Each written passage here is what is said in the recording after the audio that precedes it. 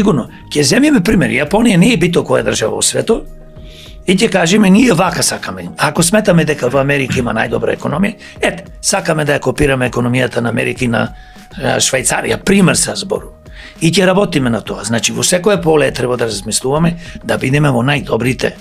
Бидејќи кога сакаш да бидеш светски првак во спорт, можда нема да станеш светски првак, ама ќе бидеш трети, пети, 10. Подобро 10 15 во светот да бидеш, него само да бидеш некој си локален мангуп или првак на Македонец.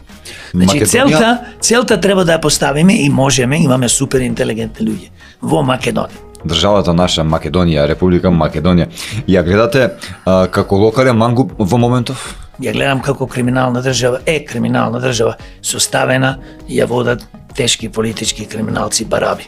После тоа што го кажавте, дали можеби имате некакво решение за македонецот? Дали има некаква надеж да се издигне како феникс, како птицата феникс што велат од пепелот?